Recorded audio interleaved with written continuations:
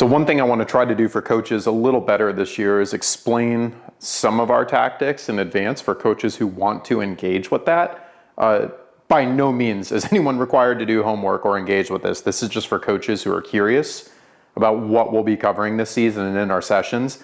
I try to have what I call cone chats with players during most sessions where I can break down small parts of this without talking for 15 minutes at a time. So I think the most important part is to understand how we reference a soccer pitch. So soccer pitches are divided into 3 vertical components. These are called channels. So we have a left channel, a center channel, and a right channel. A soccer pitch is also divided into horizontal thirds. So we have a defensive third, we have a middle third, and then we have an attacking third. So we'll be referring to channels and thirds quite a bit when we're talking about the space on a field, but we're also going to try to keep it as simple as possible, especially at younger age groups.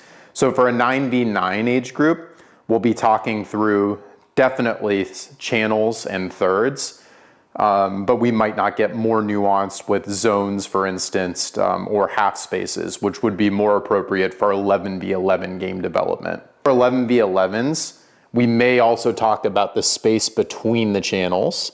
So this space here and this space here, those are called the half spaces. Those are key for the movement of certain players and the interchanging of certain positions. Again, more advanced, we may or may not get to that, but just pointing out what those areas are.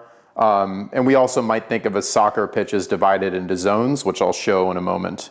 I may reference zones at some point, especially for our 11v11 teams. If I do, I will just focus on a few zones. This is really more coach-to-coach information than it is coach-to-player information. But sometimes it's helpful for coaches to understand that we might further divide up a pitch into zones with 9 in each half. So in our defensive half with our goalkeeper, we have zones 1, 2, 3, 4, 5, 6, 7, 8, and 9, 7, 8, and 9 being closer to midfield. Then we get to midfield and we get into our attacking half where we have zones 10 through 12, 13 through 15, and 16 through 18.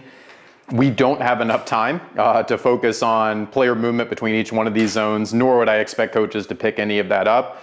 But you may hear me at times giving instructions like we cannot allow shots from the opponent in zones 2 or 5. So we're always having a defender who's stepping to block shots in zones 2 or 5 in our defensive half.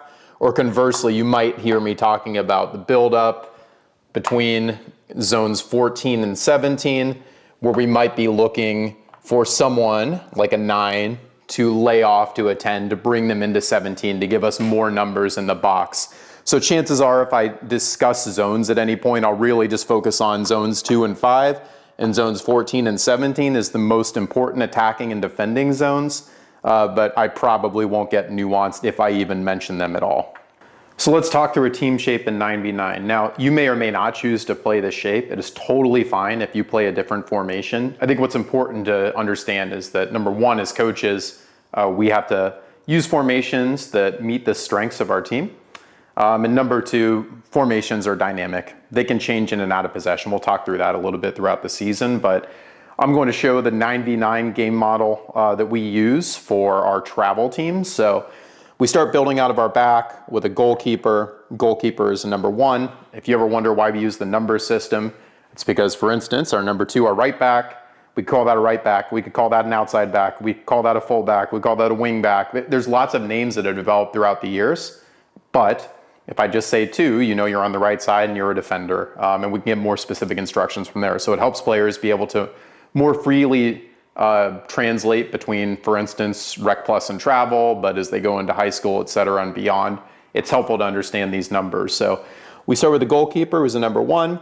We have a right back who's a 2, a left back who's a 3, and a 4 who's a center back.